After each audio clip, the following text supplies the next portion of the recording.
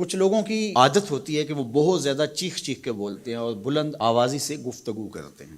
یہ عادت بچپن سے انسان کے اندر پیدا ہو جاتی ہے، پھر آہستہ آہستہ آہستہ آہستہ یہ زندگی کا حصہ بن جاتی ہے. پھر وہ اپنے آپ کو روکنا بھی چاہے تو روک نہیں سکتے. اس لیے بچوں کو اس سے منع کر دینا چاہیے کہ وہ چیخ کر نہ بولیں، چلا کر نہ بولیں، درمیانی آواز سے گفتگو کریں. تو کہا اپنی آواز کو پست رکھو.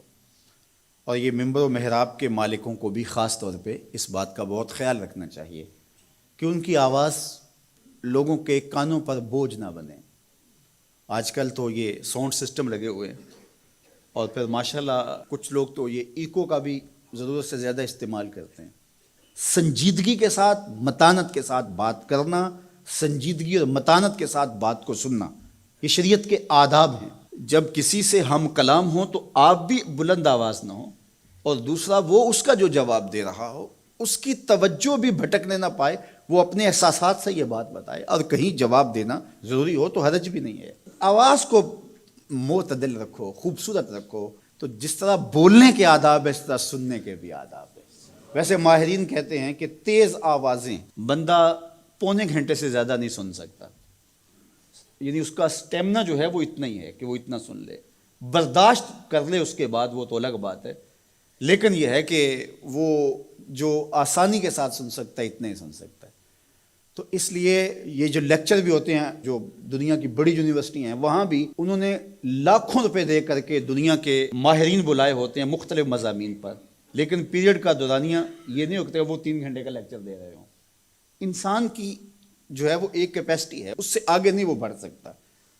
اور مجھے بتائیے انسان کو بنانے والے سے بہتر کون بتائے گا؟ قرآن بتاتا ہے. کیا بتاتا ہے؟ وَغْضُضْ مِنْ صَوْتِكَ، اپنی آواز کو پست رکھو. باقی اس کے الگ احکام ہیں کہ اذان دے رہے ہیں، آپ کسی کو پکار کر رہے ہیں، جنگ میں رجز ہے یا کوئی اور بات ہے. ابھی لائٹ چلی جاتی ہے اور دور تک لوگ بیٹھے ہیں تو مجھے لامحالہ طور پہ اونچا بولنا پڑے گا. میری آواز اونچی ہے تو میں کوشش کروں گا آخری شخص تک آواز پہنچے، وہ ایک الگ بات ہے. لیکن اب یہ آواز ایسے ہی سب تک پہنچ رہی ہے. تو ان آداب کو جب ہم سمجھتے نہیں ہیں تو اپنی بات کو کچھ لوگ سمجھتے ہیں کہ زور سے بولیں گے تو لوگوں کے اندر بات اترے گی. ایسا نہیں ہے. بات زور سے بولنے سے نہیں اترتی، بات دلیل سے اترتی ہے. رومی علیہ رحمہ فرماتے ہیں کہ بادلوں کے گرجنے سے نہیں، پھول کھلتے ہیں بارش کے برسنے سے. تو بارش برسے گی تو پھر پھول کھلیں گے، بلکہ وہ جتنی آہستہ آہستہ برسے گی اتنی ہی جذب ہوتی چلی جائے گی. سہج پکے سو میٹھا ہو. اس لیے اپنے لہجوں کو خوبصورت بھی بنائیے، اپنے لفظوں کا انتخاب بھی اچھا کیے، اور اپنی آواز کو پست بھی رکھیے. لوگوں کے کانوں پر آپ کی آواز بوجھ نہ ہو.